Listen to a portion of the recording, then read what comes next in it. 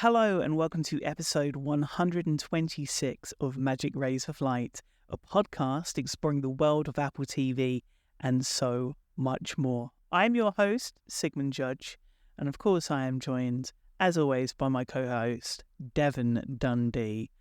How are you doing this week, Devon? Hey Sigmund, I'm doing well. I am set up in my usual recording place at my home, getting ready to talk Apple TV with you. Based on your background on our video call, it looks like you might be in a slightly different location than usual. I am. I'm on location at the moment. There's some exciting things happening behind the scenes, which means that I can't be in the studio at this time of our normal, regular recording day. So, if you hear a little bit of wildlife, it's because I found a nearby park to record in. Very, very different from what is usual. Thankfully, the British weather is holding up just enough after a glorious week of summer for us to make this a possibility.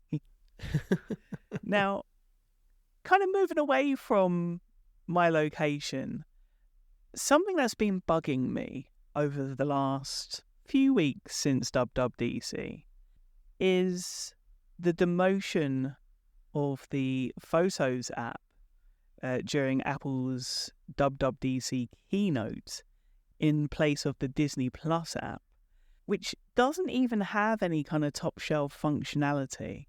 So, being a big Disney fan, I wondered what your thoughts were on it, and also, what are you doing with your top shelf?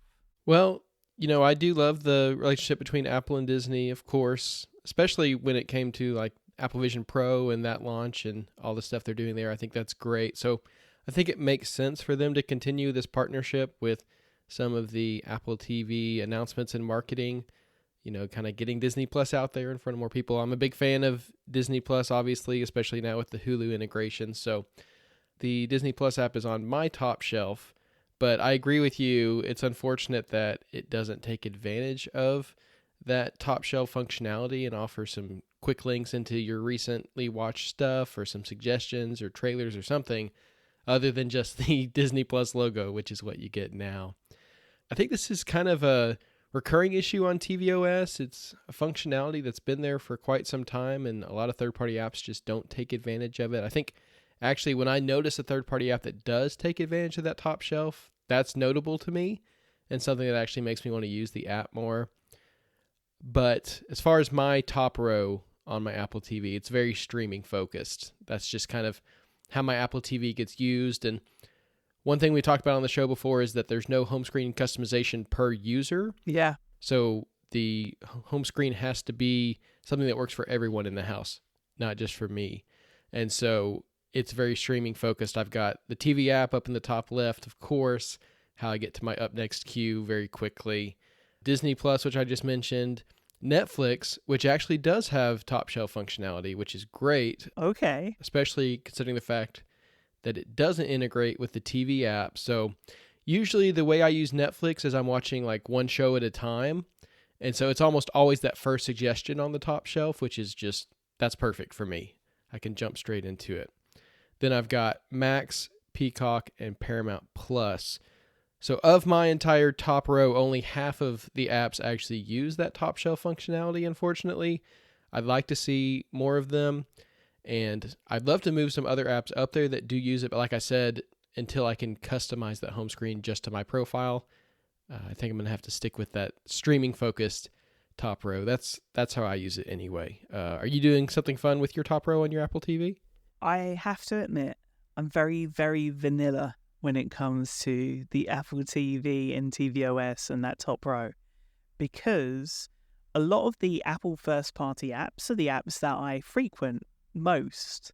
And it is a shame because occasionally I do come across top row functionality that I want to use, but the app doesn't quite make it to my top row because, of course, you've only got 6 slots. Mm-hmm.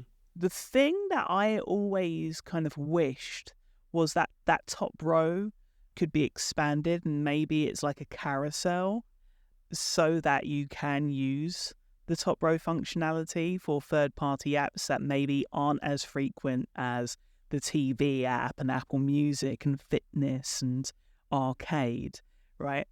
So I would love to see something come to that later, because there are some really interesting experiences on the top shelf. Letterboxd is one that I actually used to use quite a bit. I believe the likes of Play by Marcus Tanaka uses that top row as well. And Channels, which is an app that we haven't talked about in a long, long time, but it's one of the first really special apps on tvOS, I think, that works with tuners, but now also works with like M3U playlists and that kind of thing.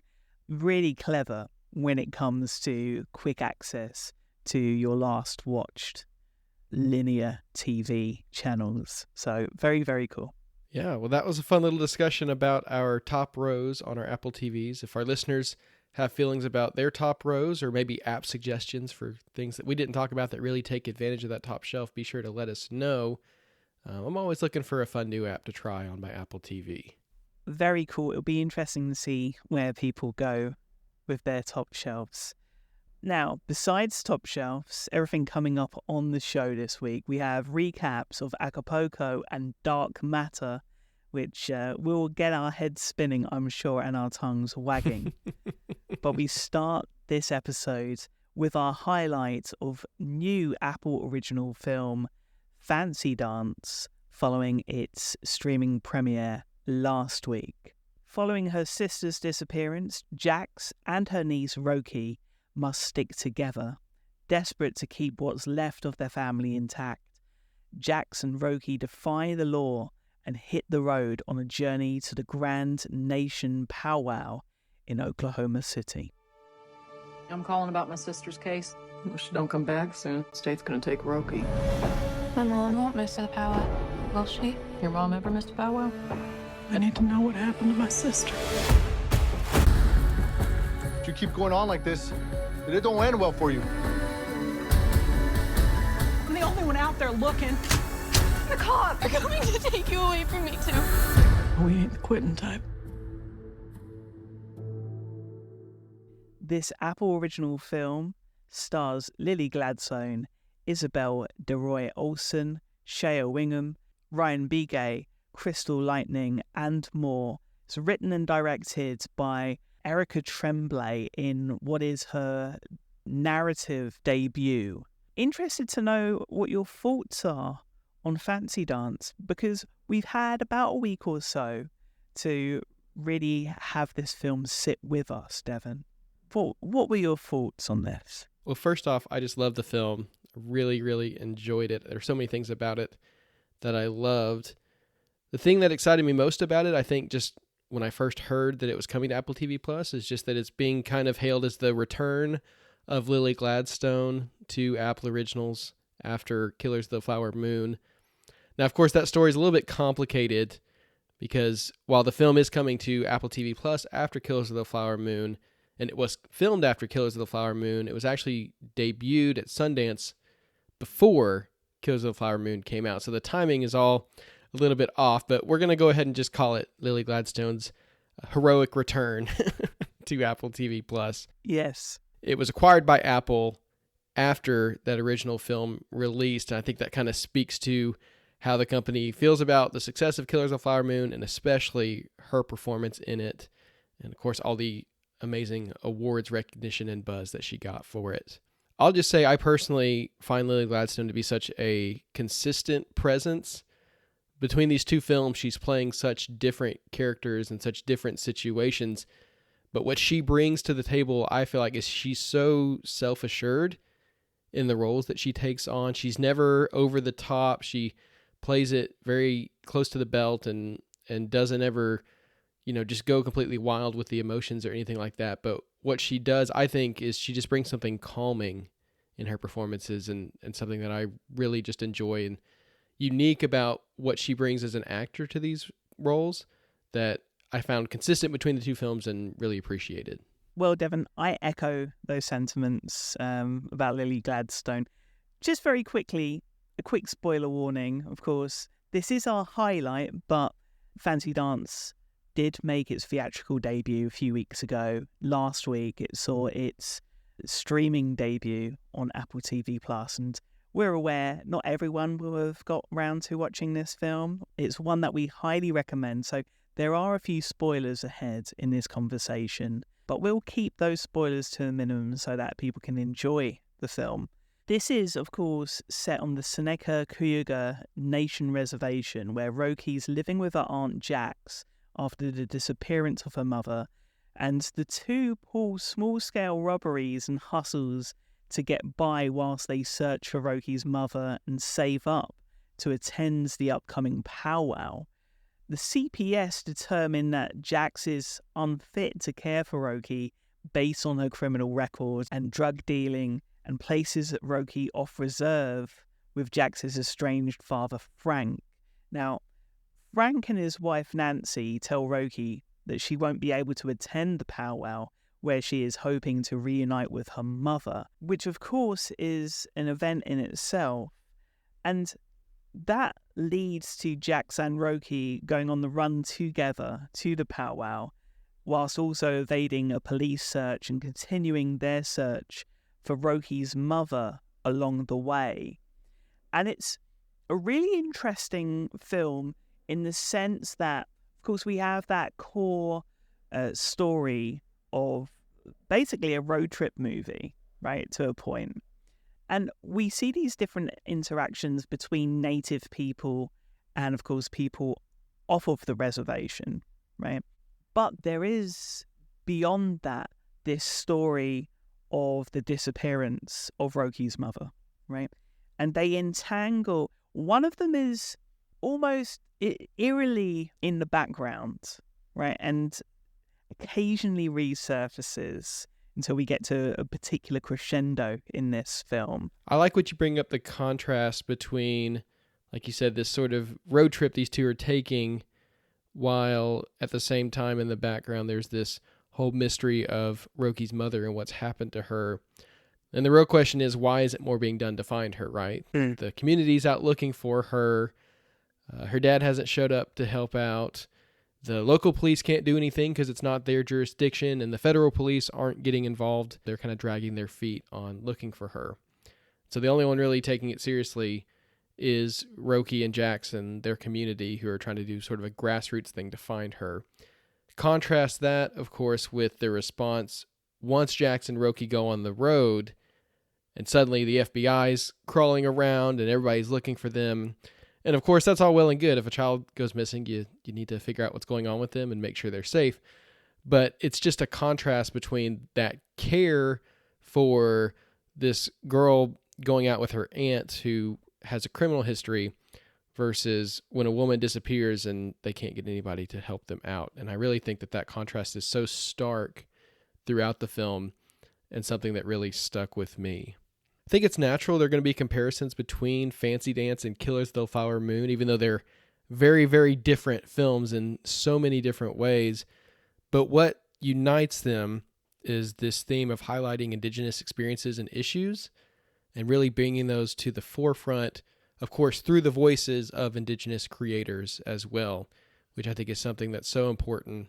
And I'm really glad that we've gotten both of these films back to back like this.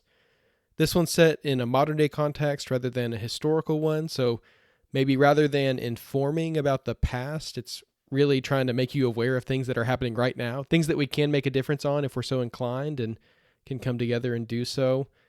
And it's a story told on a much smaller scale, but with similar themes of heritage, community, identity, and discrimination. All of that is still there. And I think while Killers of the Flower Moon was telling this story that was so blatant, and it's like, okay, looking back a couple hundred years now, we can say that was wrong and should not have happened, and we need to learn from this lesson. But here's this more complex story, right, of something that's happening today. And I think it brings up some questions about, how our system works and the way families are put together and separated and the way that communities are treated, and things that, again, that we need to be contemplating on and trying to make a change for and advocating for these communities that are being mistreated. Yeah. And I think, when you look at this film and you think about minority groups, there are very similar aspects to this story that are touched upon that could be related to many minority groups. I'd say on both sides of the Atlantic, actually. And it's very, very easy to take a polarizing view because normally the polarizing view is the simple view, but things are far more complex than that. And I think considering that this film doesn't take up 2.75 hours like the aforementioned Killers of the Flower Moon, I think it does a really good job and uses the time well to tell this story, but also kind of have that story be taken into the real world when you leave, right? And make you continually think, because as you said, this is a contemporary story. Let's talk briefly about one of, I think, a personal highlight of ours when it comes to the performance, and that is Isabel DeRoy Olsen. We've heard the name Olsen many, many times before, but not when attached to this particular actress. What are your main takeaways? Well, I talked about how I found Lily Gladstone's performance kind of comforting and soothing, and I thought she did a great job, but I agree with you. Isabel DeRoy Olsen really is the standout here. This young actress playing such a complex role, and I think, again, she has this performance that can be understated in some ways, but at the same time, I think in those pivotal moments, she gets that emotion across, and she really is someone that you can connect with and really empathize with. The role is difficult because she's portraying someone who is learning to connect with their heritage and community while also learning about the darker side of the way that her community are treated. And so there's this dichotomy of this loss of innocence while also learning to claim and hold on to her identity. And I thought it was beautiful the way that we saw Roki's journey play out, and the way that in the face of everything that she was going through, obviously things that no one her age should have to deal with, she clings to her community and really her dance, right? The fancy dance that's the title of the film. That's where she finds solace. Yes. And that's where she finds who she is in that moment at the powwow where she's able to dance. And I just thought that was such a beautiful portrayal. And honestly, there are characteristics of Roki that I'd like to emulate in my own life when it comes to perseverance and overcoming things and learning to become more yourself in spite of adversity rather than losing yourself. So yeah, just a beautiful performance and a role that I think would be difficult for any young actor, but she did such a good job with it. Yeah, and I think she's helped a lot by Erica Tremblay here, because when we are first introduced and they're kind of, doing their first robbery together, the things that Roki decides to take, are a clear indication of, that youthful spirit, that adolescence, that innocence that she is still able to maintain despite all of this horrible stuff happening around her. And I thought that created some incredible balance that I wasn't expecting when I saw the trailer and read the synopsis. In terms of scale and budget, one thing that I'm really, really happy about is that we're seeing these stories from new storytellers being told, right? And no doubt the attachment of Lily Gladstone was helpful in making that happen. But we are seeing younger filmmakers get a platform on Apple TV and through the Apple Original Film division. We talked about Michal Baig last week, and Hala, followed up by We Grown, which was a pick from last week. This time we're seeing something altogether different from Erica Tremblay. And, a lot of independent filmmakers get caught in the trap of going from an independent film to a big blockbuster because it's their chance, right? We've seen this with like Marvel films and that kind of thing.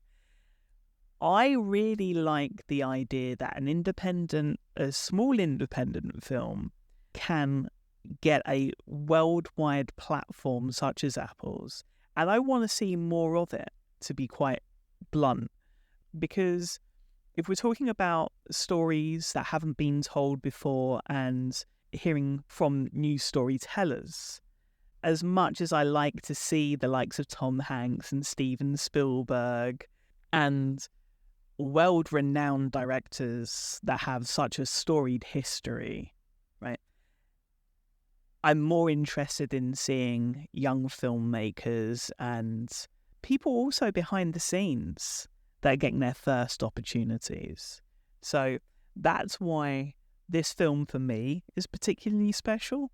And, not everything has to cost millions and millions and millions of dollars, right? And I would say even the smaller films are the ones that stay with you and that linger with you. So that's kind of my final take on Fancy Dance. What do you think with regard to kind of this style of storytelling and this, I guess, intimate style of storytelling?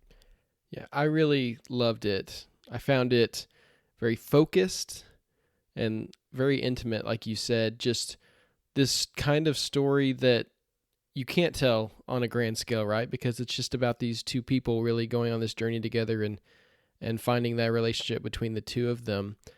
But that's a story worth telling too. And I think that this is the kind of story that we need to hear. And as you said, it's the kind that just can't be told on that grander scale. We need those younger, newer voices coming in and bringing these kinds of stories, not only to Apple TV Plus, but to the industry in general. Mm-hmm. But if Apple wants to be the home for that sort of thing and build up a collection of these and help bring these voices out, of course, I completely support that and would love to see it. Really, at the end of the day, this film for me was just so special. And I won't spoil the ending for anybody. I'll just say I love the way it ended. It ended in a way you couldn't end a big blockbuster film, right? Mm-hmm. But I thought it was just really beautiful seeing the portrayal of this relationship between these two and the way it plays out and the way it all ends. So if you haven't seen Fancy Dance, highly recommend checking it out. It's streaming now on Apple TV Plus across all of your screens. It's well worth the 90-minute watch. Well, that's our highlight for the week. Now let's flash back to last week, Sigmund, and the release of the new Beats pill, because as we were recording, we were anticipating its launch, but we didn't quite have all the details, so we wanted to share those with our listeners today. Of course, the price is $149.99.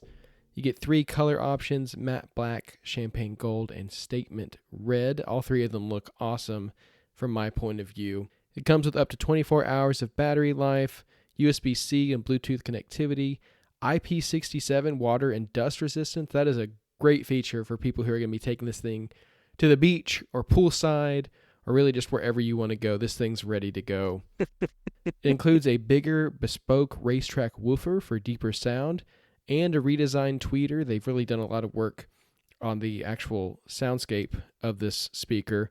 You get lossless audio over USB-C, which is very cool. 2 Beats pills can be paired together in amplify mode or stereo mode. So if you just want it as loud as possible, you can put those 2 together and they can both be outputting the same sound, or you can split them left and right.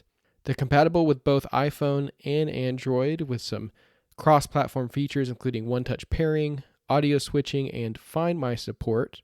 There's a soft grip silicone backing, metal speaker grill with a 20-degree upward tilt, so when you have it set lower, you can hear it better from higher angles. Playback controls on the top, and of course that infamous removable lanyard that we've seen so many times in all the different social media little teases that we've seen. Of course, it's available now. It came out last week. Sigmund, you've had a chance to try this out, right? I have.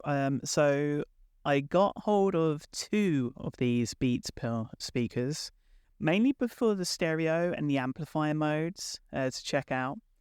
And I gotta say, my first takeaway was that I quite liked it. I quite liked it from a sound point of view and from a functionality point of view.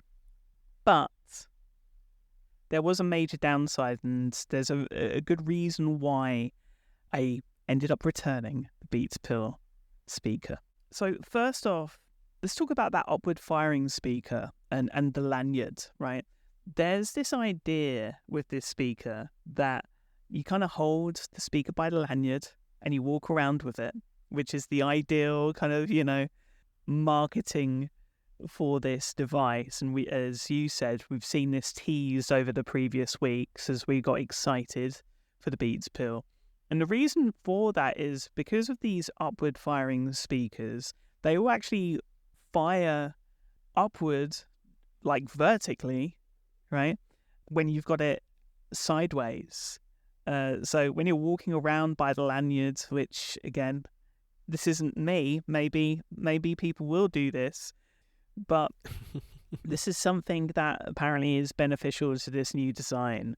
Of course, we have lossless audio via USB-C, which is very, very cool.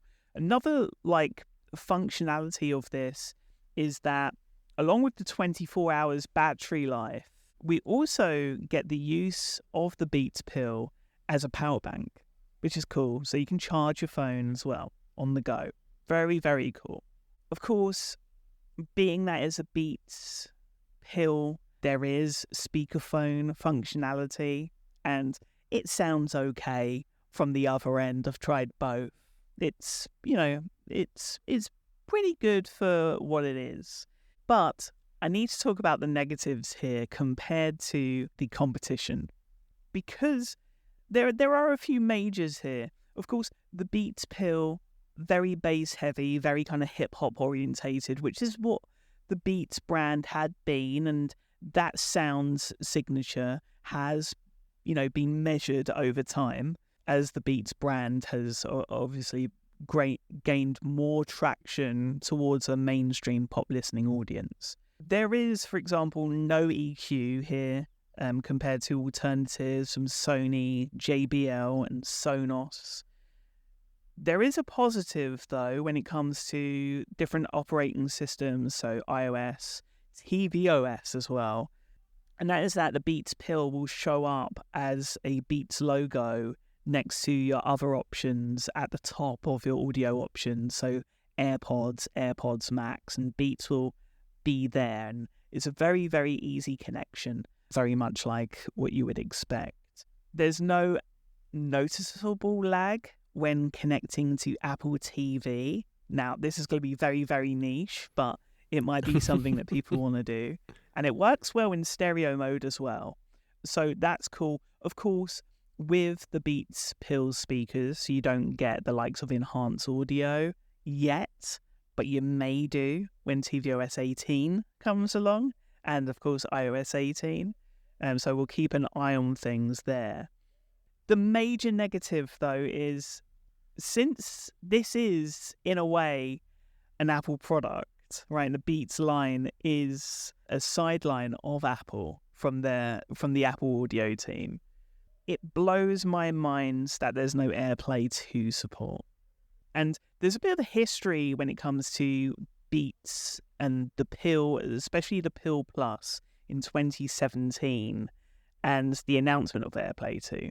Because Beats was a logo that was on that announcement as being one of the speaker brands that was going to support AirPlay 2. That support never came. So one of the reasons I was so excited for this new version was that I thought we were finally going to see AirPlay support. We don't.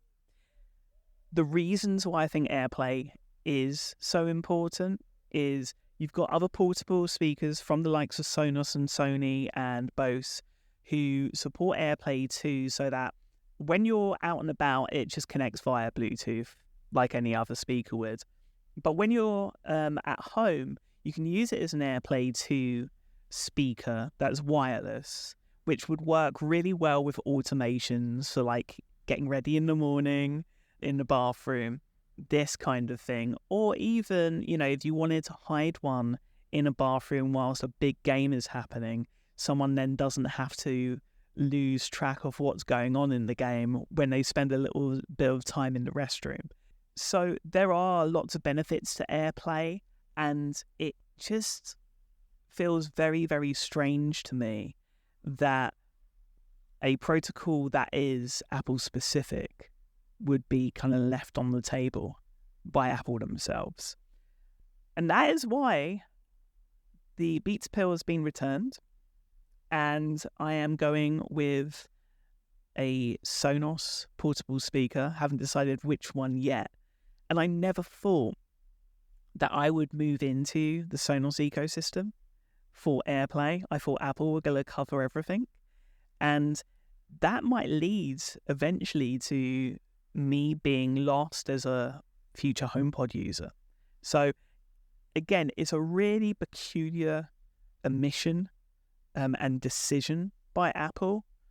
No AirPlay, but for a lot of people, I think Beats Pill is good.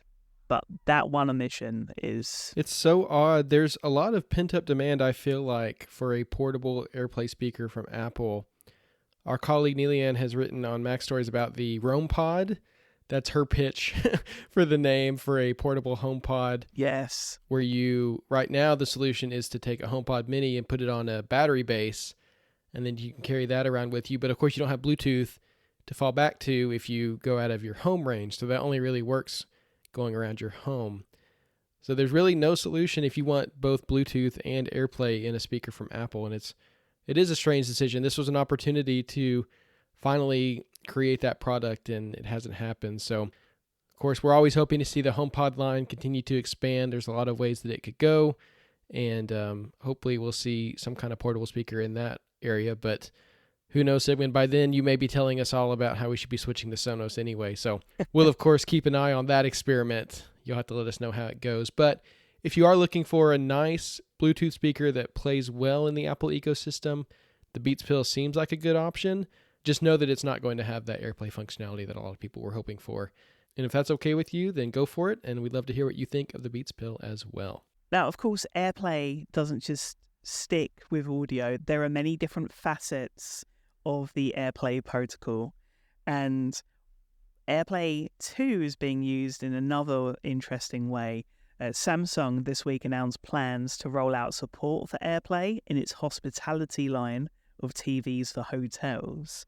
The rollout will start with the company's HBU 8000 model before expanding to more devices, but unfortunately no details of the rollout's timeline or hotel partnerships were given as of yet.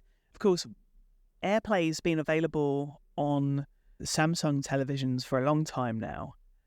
So it's nice to see that it's going to be rolled out and there's going to be that simple way of being able to connect on hotels. I personally would love to see an expansion of this to TVs for friends and family that just want to very quickly show something. That is a functionality on Apple TV hardware and tvOS. You just have to choose the option to allow that to happen. So fingers crossed that's something we see. Yeah, be careful enabling anyone on your network to AirPlay, right? Because that's giving a lot of power to hopefully people you trust, but you just never know. I keep mine locked down to people who have home access, but like you said, that makes it difficult when someone's visiting and wants to share something. So this QR code-based solution could be great for the home as well. We've got some fun Apple Vision Pro news that we wanted to share this week as well. First up, Christian Selig has released version 2 of Juno, the YouTube app for Vision OS, with new features including support for 360-degree and 180-degree immersive videos with metal upscaling to 6K, an updated UI with a new tab bar, navigation bar, and native search bar, watch history integration, a back button, playlists, save settings including window size, captions, and playback rate, autoplay, Siri support, and more. Juno 2.0 is available as a free update for existing users and for $4.99 for new users on the Vision OS App Store. So in case you can't tell from that list, it's a really big update to Juno. Juno was one of the very first apps in the Vision OS App Store. It's cool to see it getting such a huge update. I got to play with the 360-degree viewing, and I have to say it's really well done. It's cool to be able to go into YouTube and have access to all of that 360 and 180-degree content, in addition to, of course, what Apple's doing. So this really just opens up a whole other slew of experiences for you. If you have a Vision Pro and haven't checked out Juno, I highly recommend it. Yep, highly recommend. very, very excited for the series support and where that could possibly go in the future. Yeah, very, very cool. And hopefully, we see Juno. I know Juno is filling a gap on Vision OS, but I'd love to see a future iteration of it on tvOS, because I think the app is doing things that YouTube themselves probably won't look to do in the future or anytime soon. So yeah, very, very cool. In other news, Apple have revealed that developers in the EU will be able to offer alternative payment options in their App Store apps with the release of visionOS 1.2, which is currently in beta and no doubt will be released in line with the European release of Apple Vision Pro in, just a couple of weeks' time. So very, very exciting for everyone that got their pre-orders in or even booked their Genius Bar appointments to have that 30-minute immersive experience in store. Really, really excited for that wider rollout. We also saw photos, of course, from the launch last week in Asia. So really, really cool there. But amongst that, we also got a little bit of interesting news, because this was something that I think puzzled both of us. And that was the idea that Apple Intelligence wasn't going to come to Vision OS purely because of how much the M2 chip is already having to process when it comes to computational processes, but also environmental processes. Well, the good news is that Mark Gurman reports that Apple Intelligence is indeed headed to Vision OS. It just won't come this year. So it doesn't seem like a processing limitation. It's more just a resource limitation within Apple. They wanted to prioritize getting it on the iPhone, iPad, and Mac first, and then they'll figure out exactly what it's going to look like on Vision OS and what that experience is going to be like. So I'm glad to know that it's coming. I kind of figured that it would be at some point, just based on the processing power of the Apple Vision Pro. It'd be a little bit weird come this fall that I can have all these capabilities on my phone, but not on my Apple Vision Pro, where I do a lot of my computing. But yeah. AirPlay mirroring is also coming to Vision OS 2, so I guess I can always throw my iPad up there and do it that way if I absolutely have to. But good to know that it is coming. It'll just be a little bit more of a wait. Yeah, and I think one other thing that we're waiting on when it comes to Apple Intelligence is, of course, whether or not it's going to come to HomePods. We imagine it won't, considering HomePods are basically running on an Apple Watch SoC. It's going to be a bit of a confusing time for a little while, I think, when it comes to Siri and Apple Intelligence and what happens. I'd imagine we'll see some kind of handoff process down the line. But yeah, excited to see what else comes from September and beyond, as we've talked about many times on this show. Definitely going to be a staggered rollout. We've got some other stuff to look forward to in September and beyond. That, of course, is Apple Original releases. This week we found out that Slow Horses will return for its 4th season on Apple TV Plus Wednesday, September 4th. Based on McHaren's novel Spook Street, Season 4 opens with a bombing that detonates personal secrets, rocking Slough House's already unstable foundations. First look photos for Season 4 are in the show notes. Follow that link and get excited for September 4th. Yeah, I know one specific person who's going to be very, very excited, who hopefully we can get on the show, and that is, of course, a community manager of Mac Stories, Jonathan Reed. So, yeah, very, very cool. French family drama series La Maison will premiere Friday, September 20th on Apple TV+. It's a behind-the-scenes look at the contemporary, ever-evolving world of fashion and aspirational French elegance and luxury, with 10 episodes following two illustrious, dysfunctional and powerful rival families as they vie for dominance in the cutthroat world of high fashion. Again, first look in the show notes. I think this is going to be great for those that really enjoyed the new look earlier this year. Mm-hmm. I love to see these kind of insights on creative people through the world of the arts, not necessarily just film and music. So another dip into this world is going to be welcome, Devon. Most definitely. Apple Original Limited Series Disclaimer from creator and director Alfonso Cuarón will make its global debut Friday, October 11th on Apple TV+. Starring Kate Blanchett and Kevin Kline, the 7-episode series is based on the novel of the same name by Renee Knight and follows Catherine Ravenscroft, an acclaimed journalist who has built her reputation revealing the misdeeds and transgressions of others. When she receives a novel from an unknown author, she is horrified to realize she is now the main character in a story that exposes her darkest secrets.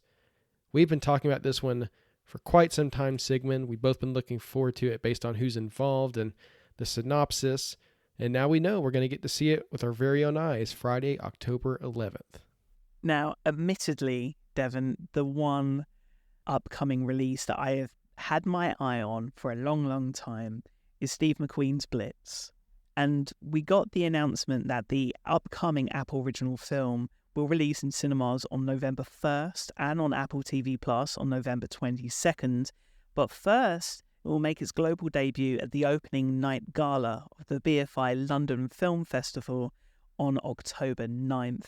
It stars Saoirse Ronan, Harris Dickinson and Elliot Heffernan, with the film following a 9-year-old George who is sent to safety in the English countryside during the Second World War, but is determined to make his way back to East London.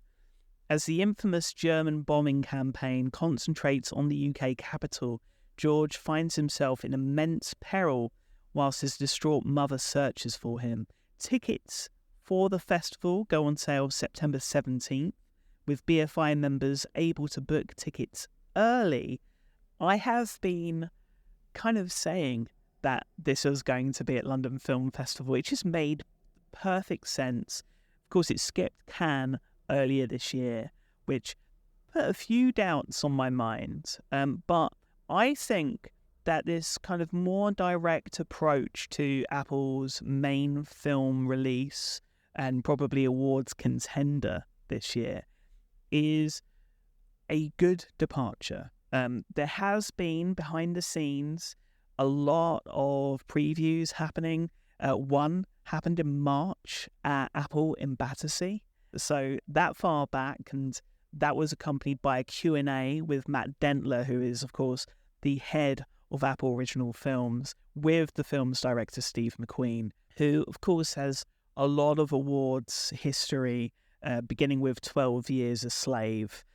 Cannot wait for this film. I will be making my way to Royal Festival Hall.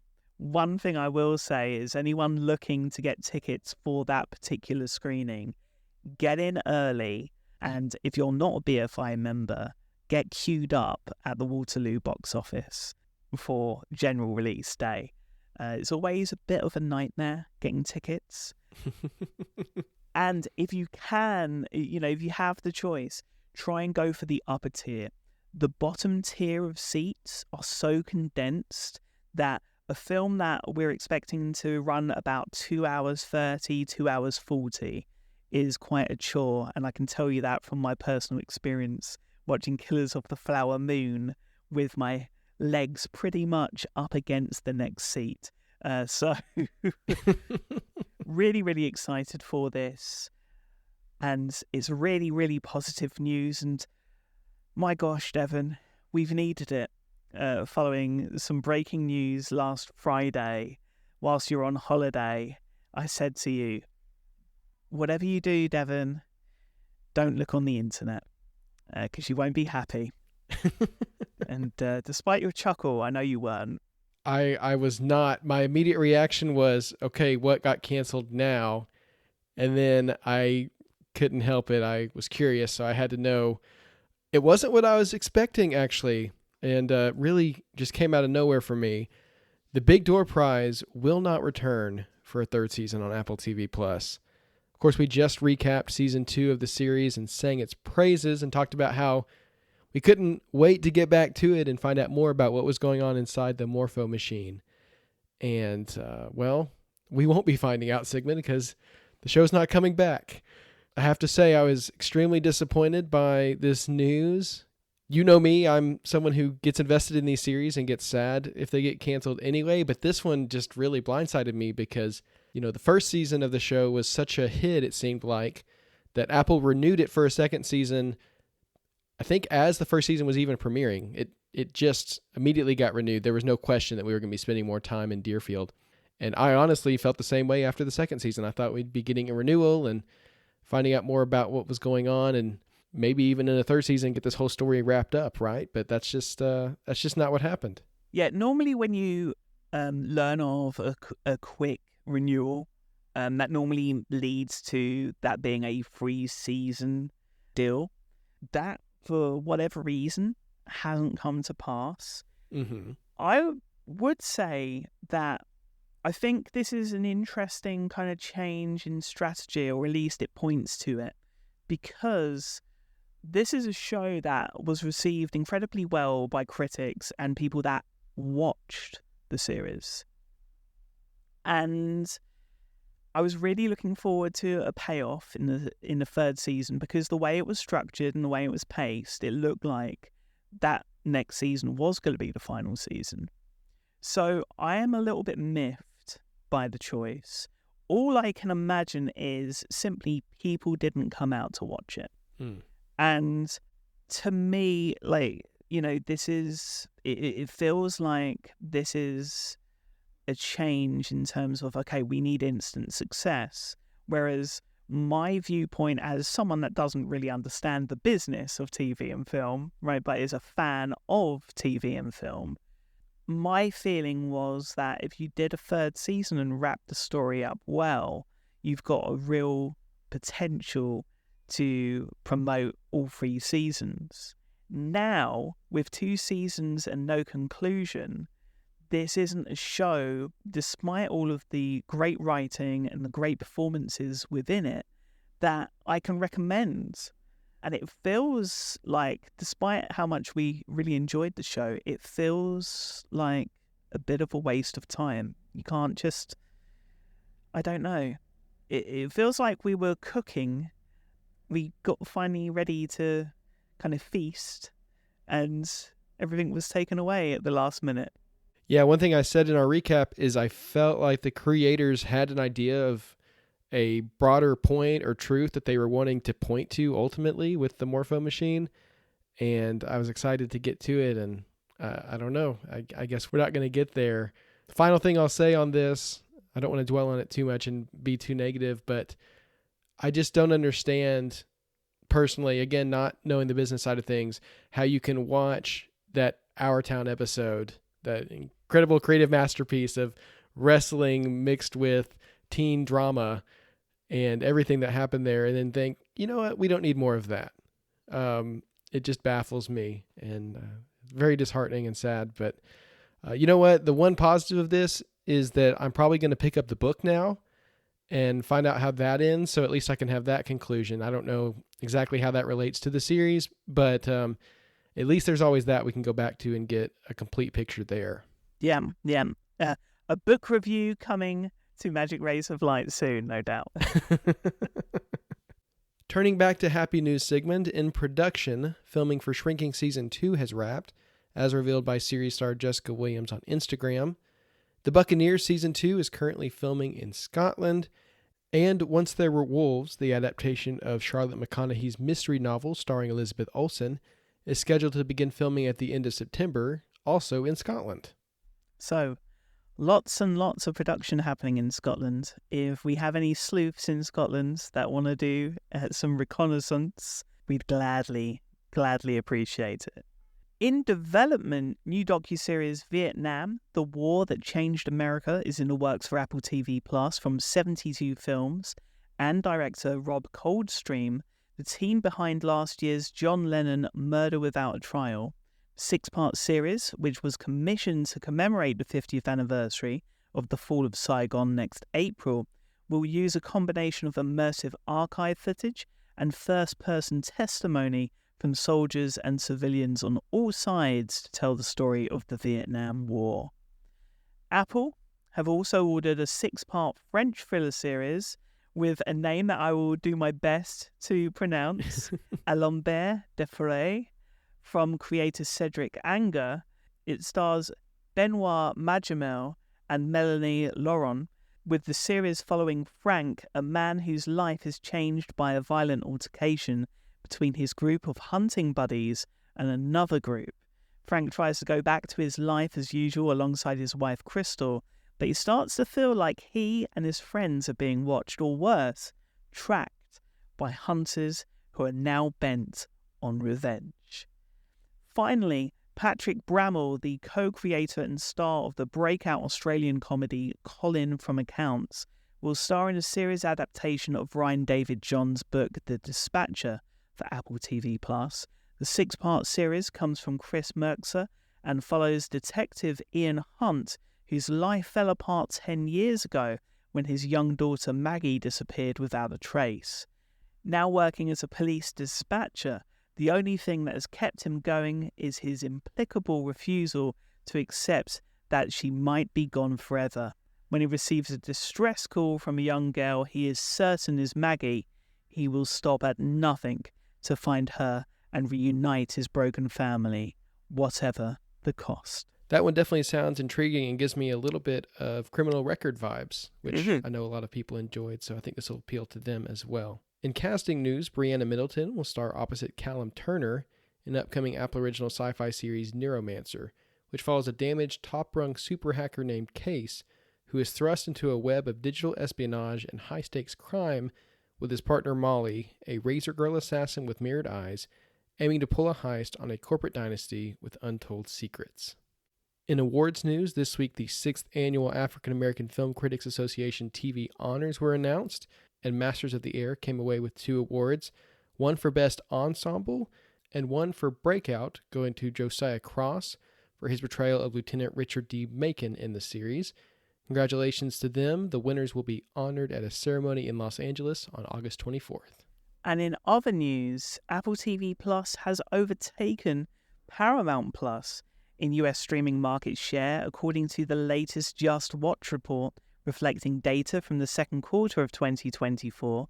After growing by 1% in the previous quarter, the service has now gained an additional 1% in the most recent quarter, accounting for 9% of market share and coming in at number 6 on Just Watch's rankings, just below Hulu at 10%. And I think that is some big news in terms of where Apple TV Plus is. I think being able to keep to a particular price point definitely has its effect. The quality of original films and original series, I think, makes a big difference as well. I do wonder, however, how much of an impact the monthly films that were added to the service in the US had on these numbers, because despite the good news, the bad news is it doesn't look like we're getting another collection of films for July. So far, we haven't seen anything. We're used to seeing updates to that collection on the 1st of the month. All of those previous films expired on June 30th, so the collection's just completely gone now. And so right now in Apple TV Plus, it's all Apple Originals again. Interesting decision, I guess possibly an experiment that just didn't turn out the way that Apple was wanting it to, or maybe they're going to kind of bring it in and out as they go. They started off a lot more tame with this, just bringing in like 3 or 4 films to go along with a particular release. And I actually thought that made more sense because it kind of had a curation kind of theming take to it. So actually, I'd like to see them go back to that. But of course, if they do bring something like that back, we want to see it internationally if possible. Yeah. Not just US only. Yeah, I still feel that if they're able to, and of course, this may fall under some scrutiny given, the TV app and the power of Apple having that TV app. But I'd love to see some way of being able to have like rentals come into play with an Apple TV Plus subscription. I think that could be really cool and a way of being able to bring this kind of element to the service internationally as well. But before we get into this week's releases, I gotta mention the lineup in July for Apple Originals because it is quite outstanding. Starting on July 10th with Sunny, July 12th we have Me, On July 19th, we have a double header of Lady in the Lake and Omnivore, followed on July 24th by, and I don't think I'm going to get into trouble for saying this, but a very, very good kids and family show with a lot of dark humour from Taika Waititi, Time Bandits. Cannot wait to talk about that in a few weeks' time. And finally, on July 31st, Women in Blue. I mean, what a lineup for the month of July. I think this has a little bit of something for everyone, including the family, and I'm really excited for these releases. So great roundup of the month, and can't wait for those. As far as this week's Apple TV releases, today we've got a July batch of Apple Arcade games coming out, including Outlanders 2 Second Nature, which is a town-building strategy game with a campaign mode. This might be the first Apple Arcade original game to get a sequel that also comes to Apple Arcade, which is very cool to see. Punch Kick Duck Plus is a side-scroll action game with simple rules: punch beats kick beats duck, and duck beats punch. Those rules make sense to me, Sigmund. I'm excited to implement them and try out Punch Kick Duck Plus. Zen Koi Pro Plus is a single-player experience designed for ultimate relaxation, where you collect and care for koi fish as they transform into dragons. This looks like very much my jam, very relaxing. I love any game with a Zen mode, and that's the entirety of this game, so I'm excited for that. Finally, Cityscapes Sim Builder comes to Apple Vision Pro in a spatial version. You could play the iPad version before, but now you can kind of spread your city out across your room and watch it grow, which is very cool to see. Very, very cool. One thing I like about Vision Pro also is if you have something set somewhere and you go for a walk and maybe put your Vision Pro on, it'll be all the way back there. It'll still be tracked. So it'll be interesting to see how large you can make a city in Cityscapes Sim Builder Spatial. That's a challenge I'm laying out to people. Can you make a city as big as your city? That will be interesting for sure. Of course, today also sees new episodes of Land of Women and Presumed Innocent, which is a show that just continues to have me on the edge of my seat.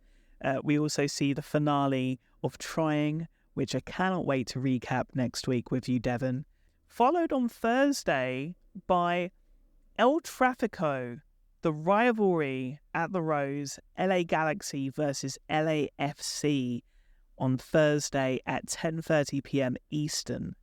And on Friday, the sports coverage continues. Friday night baseball at 7 p.m. Eastern. A choice of Philadelphia Phillies at Atlanta Braves and Detroit Tigers at Cincinnati Reds. And of course, you don't need to make the choice because you can go split screen and watch both.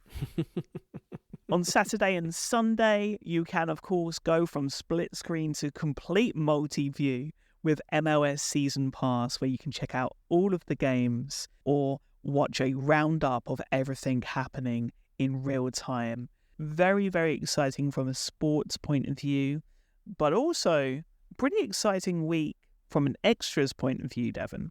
Yeah, lots of extras to check out for a variety of different series. Blake Crouch, the creator of Dark Matter, gave an AMA over on Reddit. So if you're a big fan of that series, which we're going to talk about here in just a minute, go get some of his perspective on the show. Fly Me to the Moon put out a lyric video by Ray of course, the titular song, Fly Me to the Moon.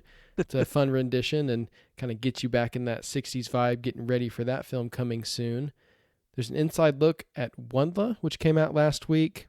For Fancy Dance, Lily Gladstone and Isabel DeRoy Olsen gave an interview talking about the film as a love letter to Indigenous women, which is a very touching video. For those who need a little bit of ambience in their lives, Frog and Toad have got your back with cozy cottagecore ambience. We'll link that video in the show notes. I know there's a lot of people who enjoy those kinds of things, and you've got something new to listen to there. Finally, on Apple Fitness Plus, there's a really fun series of artist spotlight workouts this week featuring none other than Bon Jovi. So a very cool artist to spotlight there, workouts for all the different things that you like to do. Be sure to check out that collection and get your workout on to, of course, Living on a Prayer and all their other great hits. Yeah, challenge for this week, Devon, burpees by singing Living on a Prayer and hitting those notes right at the top there. I think is going to be almost impossible. Or maybe, just do a bit of Bon Jovi poolside, a bit of poolside karaoke, which is, of course, a common theme of Acapulco, which saw its season 3 finale this week. And beyond the kind of fun and games and laughter that we've seen in previous seasons, I felt like this season took a bit of a darker turn. And I was interested to know what your thoughts are. We've both been a massive fan of Acapulco, but we haven't talked about it as much this previous season, and I think there's a reason for it. Yeah, I've actually been kind of keeping my mouth shut this season because some of the things I have to say aren't the most positive, and I hate that because I love Acapulco. I love so many things about it. The first 2 seasons brought so much joy to me, and I love them so much. And that's not to say that there wasn't joy this season as well. I mean, it still is Acapulco. But as you said, I really feel like this season there is a huge dark turn. And of course, we're going to get into spoiler territory for Acapulco Season 3. If that's not your thing, go ahead and skip ahead to the next chapter. They made the decision at the end of Season 2 to have the big reveal that Maximo has a daughter that he's estranged from.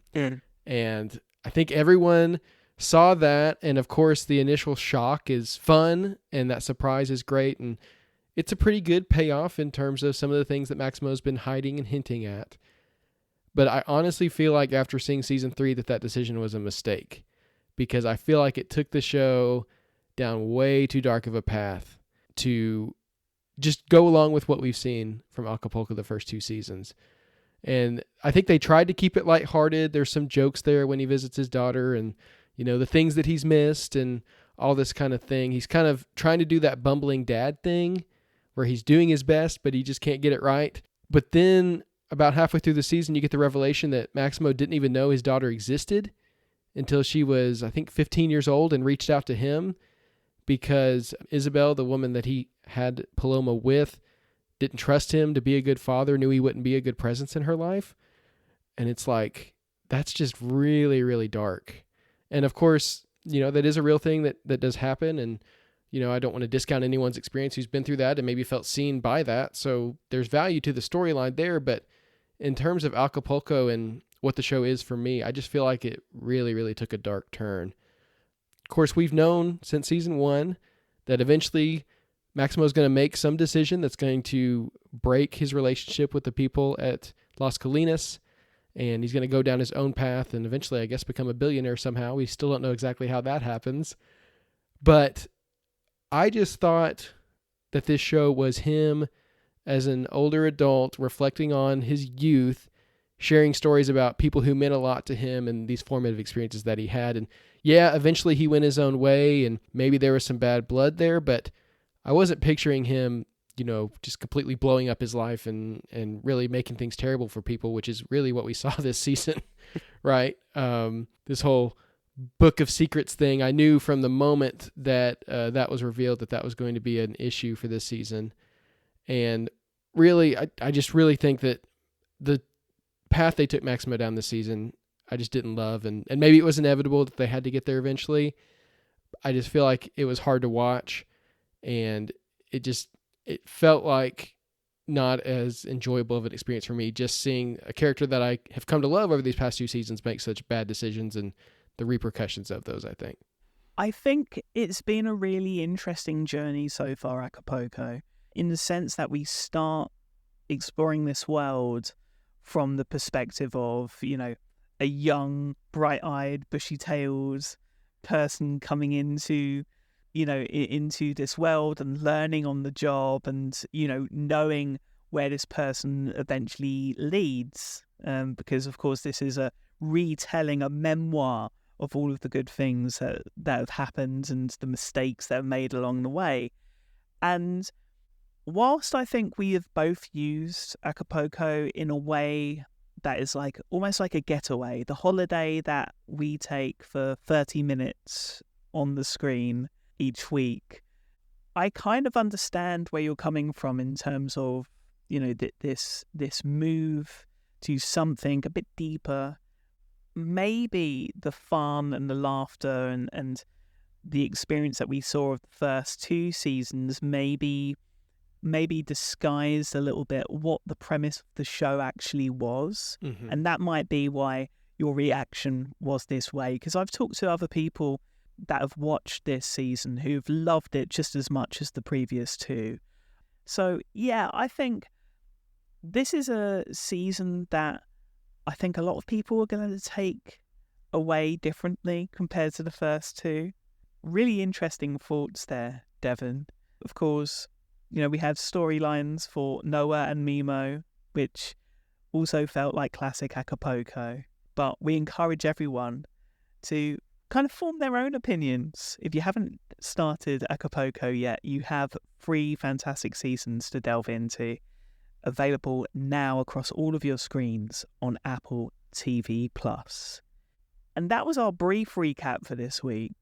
This is the recap, which is going to be spoiler heavy, that I think we've been dying to talk about ever since its first episode. Of course, Dark Matter, which sees Jason Dessen abducted into an alternate version of his own life, only to get back to his real family. Dessen embarks on a journey to save them from the biggest foe imaginable, himself. Let's show you something. What's that? The road not taken. You can open doors and walk in and out of worlds. There are infinite variations of the worlds you know, and some that will blow your mind. So the question is, do you leave this world if you could start over somewhere else? This is based on the novel by Blake Crouch, who, of course, was heavily involved in this series as well. Stars Joel Edgerton, Jennifer Connelly, Alice Bragg, Jimmy Simpson, Oaks Fegley, and more. Devon, remind us of this insane premise and give your thoughts. Okay, here we go, down the rabbit hole. This is a multiverse story exploring the choices that we make and what might have been. A scientist who gave up on his pursuit of achieving superposition to have a family comes face to face with an alternate version of himself who chose his research over family and came to regret the decision. He is sent by his doppelganger into an alternate world while the imposter takes his place among his wife and teenage son. Jason eventually discovers that his alter ego created a giant box that allows people to travel between universes by placing themselves in superposition and using mind-altering drugs. So I don't pretend to understand all of the physics here. I think the show does a good job of giving you a quick crash course, but basically superposition is what's described by Schrodinger's cat, the example there where something that's not being observed can exist in multiple states at one time. And so Jason makes it his life's work to achieve this and ends up abandoning that goal to become a teacher and support his family, but not in every universe. It's a really interesting premise. He gets abducted by the alternate version of himself who wants to switch lives and take his place as a family man, and there's just a lot of really interesting repercussions of that. The question I wanted to ask you, Sigmund, going into this discussion was this show what you expected it to be? Because for me, I'd have to say, based on the marketing and what we'd heard, it was a little bit different from what I thought it would be. It felt very much like reading a sci-fi novel, with each episode being its own chapter. I really kind of got that vibe from it. It leaned unapologetically into his premise. It didn't focus as much on the psychological ramifications of discovering the multiverse, which is what I thought it was going to be more about based on the trailer. It kind of just takes all that for granted and just says, you're in this situation, go, right? Yeah. It's less horror, less psychological, and more, honestly, like an adventure. I actually loved that about it. It was not what I was expecting, but I thought it was great. Is that kind of what you thought going into it? Yeah. Actually, no. Kind of opposite. I looked at the trailer and I thought, really grand. I think I mentioned like Inception to a point because we get that one scene where, the city landscape behind is crumbling. as Jason is running away. And I thought this was going to be more fantastical adventure than psychological thriller nightmare, which is what I took away from this. I don't think I expected the show to get so dark in subject matter. Oh, wait. Yeah. Let's get into the plot a little bit. Of course, Jason's discovery that he's been abducted into another reality. I think that was probably the most nightmare-inducing of all for me. Just the concept of being taken out of your reality into another is pretty scary, I think, for people, especially who, you know, we don't necessarily have a problem-free life, but, you know, I would say we're lucky to be quite comfortable in our situations. And to kind of go from that into something completely uncomfortable where suddenly no one really knows you for the you that you understand is really scary. I mean, honestly, psychologically, I think this show had an impact on me purely for the concept. I agree. It is terrifying to think about the possibility of being abducted into another reality. I just didn't feel like they gave us that as much from Jason's point of view. I feel like he pieced together what was happening and then immediately got to work on a solution. And maybe that's because he's a really smart physicist who could come up with the solution and a version of himself already had, so he knew it was possible. Whereas if I got thrown into that world, I'd just be stuck there, right? I wouldn't have any recourse for getting out. So yeah, thinking about losing, of course, you know, my family and the life that I have now. And, you know, I think everyone has those decisions in their life that they know took them down a certain path. And, you know, every once in a while you might think about what another path might have been like. But personally, like you said, I love the life that I'm living. And even if there is another version of me out there living a different life, I don't envy him, right? We're just, we're on our own paths now, and that's okay. We don't need to cross.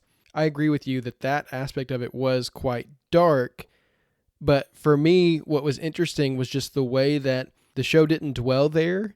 It kind of, he figured that out, and that was the start of his journey. And he didn't just concentrate on the fact that, oh, I've been abducted and, you know, this is terrible and scary. His whole focus was getting back to his family. He had that driving motivation that really kept the show going, and I think speaks to his personality and his commitment to his family in a way that other versions of himself may not have had. Now, the darkest point in the entire series for me, and I think this goes back to that fear of being abandoned in a world that you don't recognize, is actually Ryan's abduction, when Dark Jason 2, however you want to refer to him, tells Ryan what's going on, because Ryan's piecing together the drugs are being used, and he figures out that something is going on with Jason. And so rather than deal with that situation, he just takes him to another world and abandons him there and just leaves him. And the way that this guy justifies what he's doing is he tells himself that he knows better what other people want than they do. That's how he justifies swapping lives with Jason in the first place. He says, well, I want a family, but I'll bet he wishes he could go back and be a famous scientist. So I'm going to let him be a famous scientist, and I'm going to take the family. And then he unilaterally makes this decision again for Ryan, saying, you know what, he probably would rather live in this other world that's a little more utopia and science friendly, and I'm going to do him a favor and just leave him here and take his phone and, you know, pretending that he's going to take a picture of him in order to steal his phone and then leave him behind. Oh, it was so dark. That was the moment I was like, okay, this guy, I could kind of sympathize with maybe if you made a huge mistake in your past wanting to go back and change it. What I can't sympathize with is just straight up abandoning people in alternate worlds that they have no connection with and just leaving them there. Yeah, that was so dark for me. And that is a moment that is going to stick with me, I think, walking away from this series. Yeah, I mean, despite all of that, there are also some plot holes that do exist in this show. But I thought the show was captivating enough to be able to ignore them, it's also set in a world, I think, despite what we've just talked about, but a world of empathy on the whole, or at least one world of empathy, split, of course, against many different multiverses. It's also, I think, a cautionary tale on artificial intelligence and black holes and science and what we are willing to explore kind of carefree to a point, which does unnerve me and does kind of, take you from the storytelling of this show and, does have an impact on our life and our thoughts of what's happening today. Equally, I think it's pretty brave output from Apple, who are delving into one of those worlds in a different, more, I think, progressive and thoughtful way, but it's interesting nonetheless. With all of those big takeaways, though, I thought we would talk about one performance in particular, although I do believe that Jennifer Connelly is tragically underused in this show. Let's talk about Joel Edgerton, who, of course, isn't just playing one person.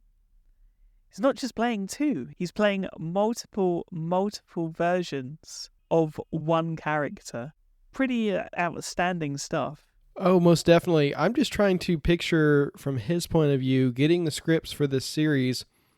Okay, you realize from episode 1 you're playing two Jasons, right? You're playing kind of good Jason and bad Jason.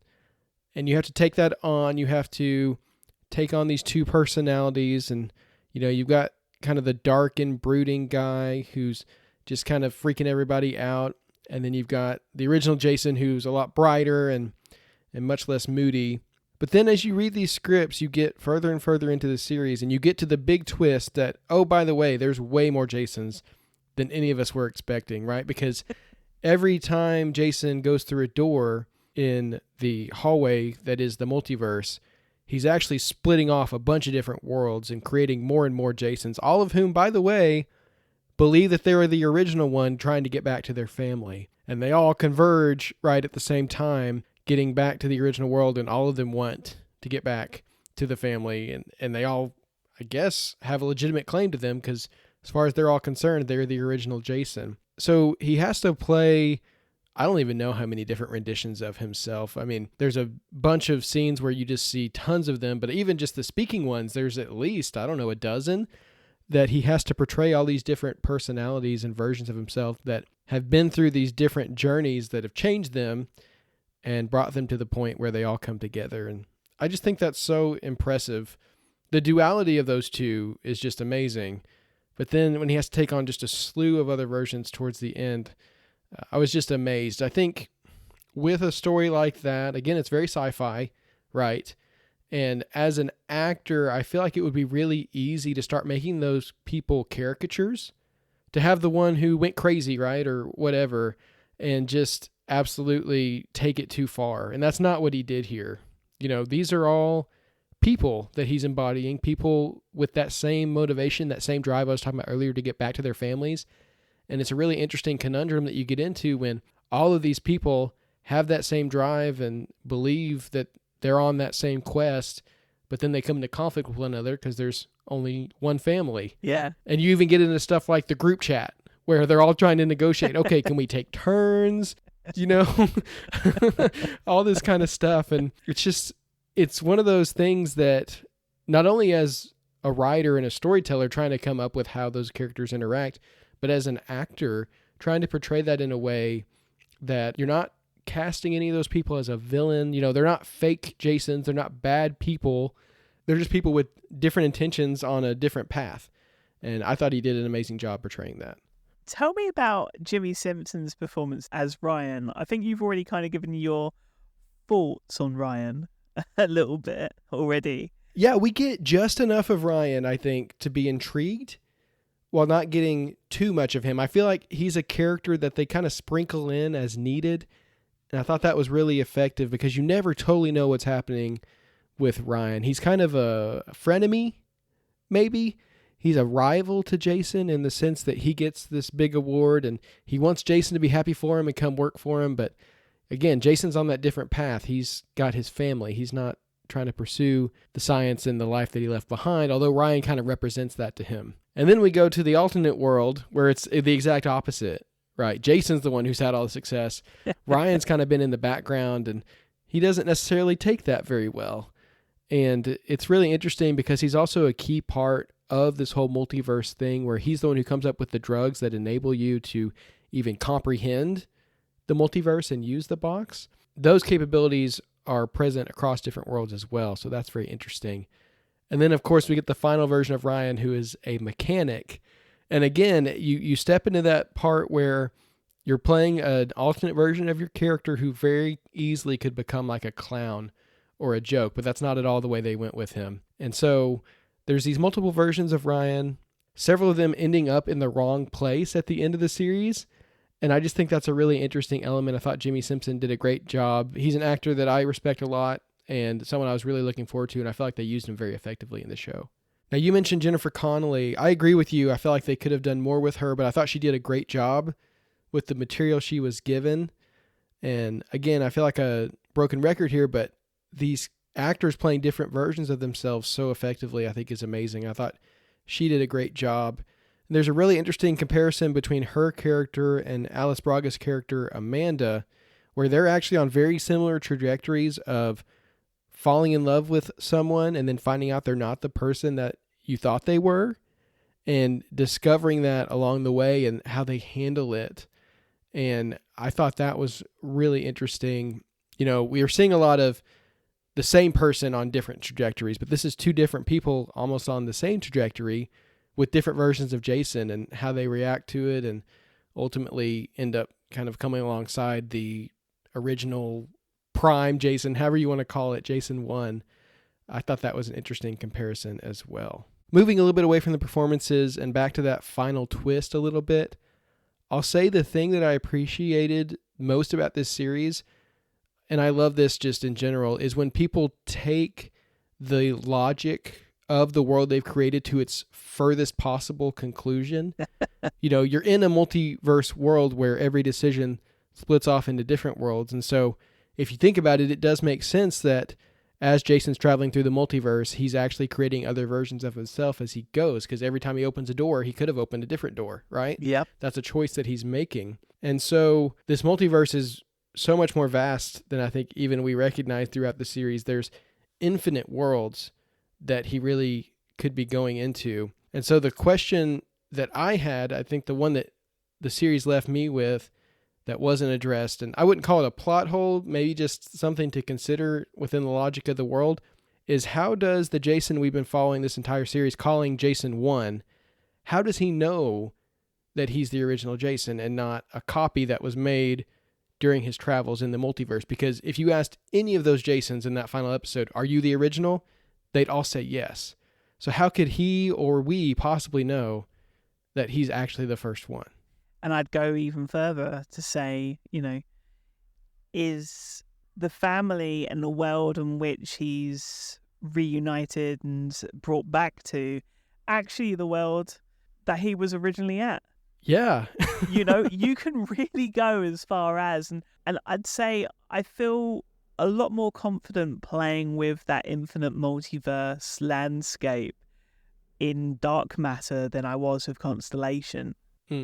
I think this was the way that you put together a multiverse story in a really, really dark and often humorous, you know, treacle black humor, albeit, but often humorous way. Now, of course, this was based off of a book from Blake Crouch, a single book, and we've explored so much in this story.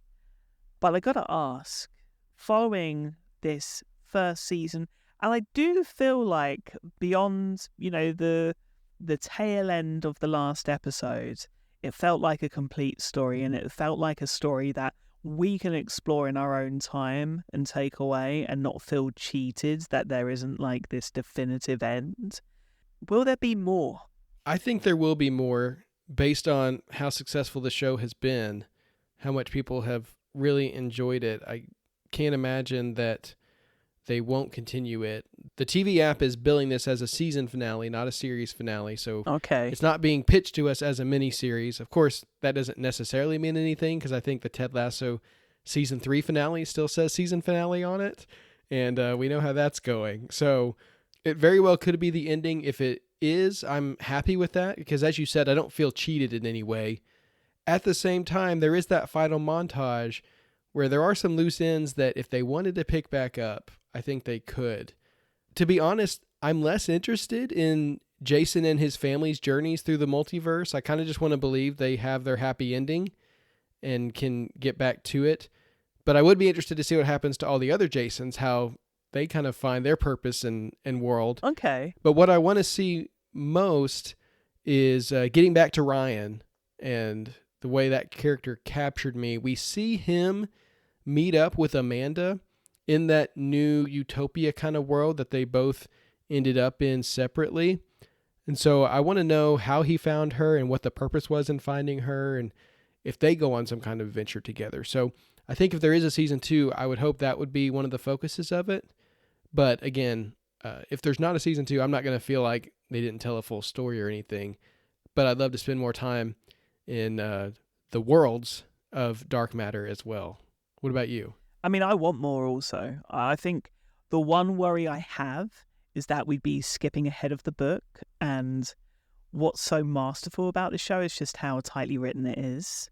And everything feels like it's been explored without withholding anything for a second season like we've seen recently.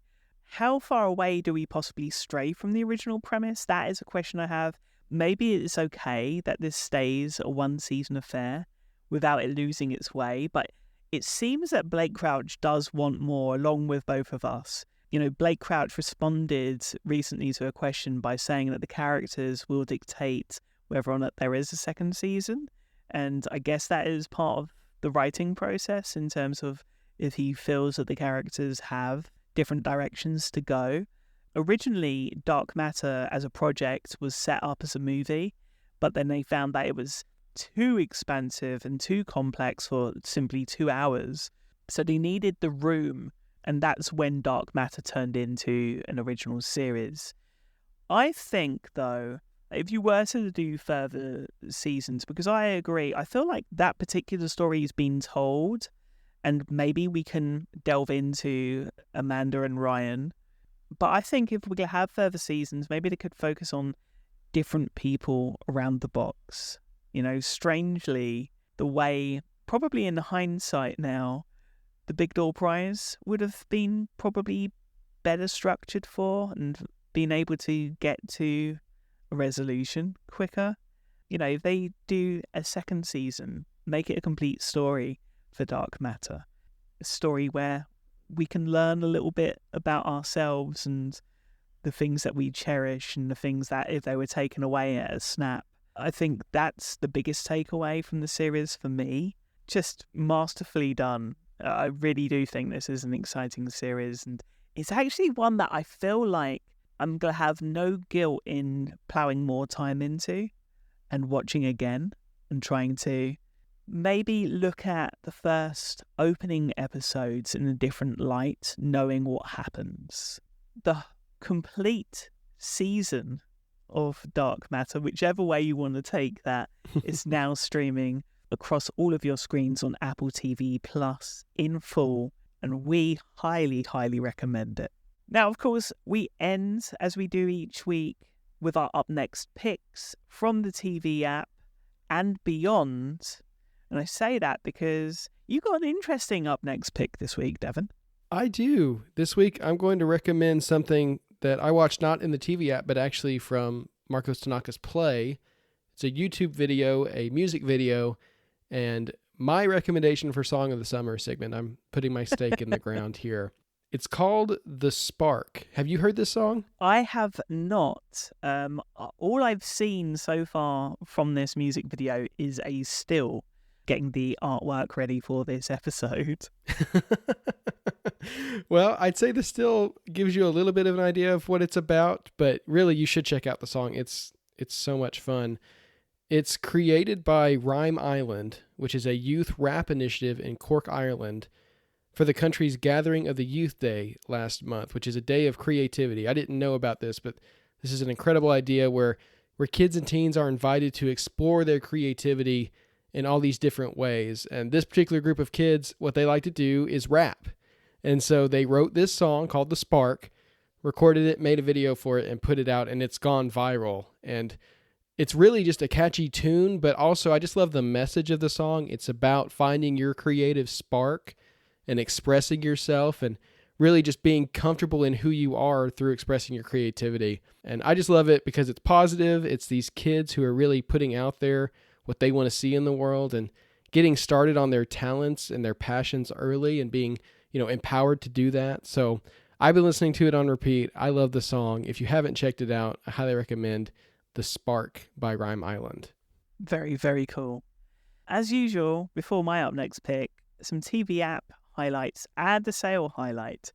TV app highlights this week include Beverly Hills Cop Axel F coming to Netflix. I will be watching it just for the theme tune. Alongside The Monk and the Gun, The Imaginary, and Glastonbury Festival highlights from this past weekend on BBC iPlayer, alongside the knockout stages over the next couple of weeks for both the UEFA European Championships and the Copa America, two international tournaments taking place at the moment with a wealth of international footballing soccer talent. My sale highlight this week is They Shot the Piano Player. It's $7.99 in the store at the moment. Came out last year. It's a story from a New York music journalist who goes on a quest to uncover the truth behind the mysterious disappearance of young Brazilian piano virtuoso Tenorio Jr., a celebratory origin story of the world-renowned Latino musical movement Bossa Nova. And it's presented in a really interesting way, all animated, and that just kind of lends itself to the vibrancy of the music form. Interestingly, this documentary also narrated by one of our favourites, Jeff Goldblum, which honestly, he lends his voice to a really, really fascinating documentary film presented in a really original way. So do check it out. It is They Shot the Piano Player, now available in the TV app and on sale. Now, my up next pick this week is Babes, about a carefree and single Eden played by Ilana Glazer, who decides to have a baby on her own after a one-night stand. Her friendship with childhood best friend Dawn, played by Michelle Buteau, faces his greatest challenge. It's an hilarious and heartfelt comedy about the bonds of female friendship and the messy, unpredictable challenges of adulthood and becoming a parent. Really, really funny trailer, very promising. I've not seen this feature just yet, but it's on my list.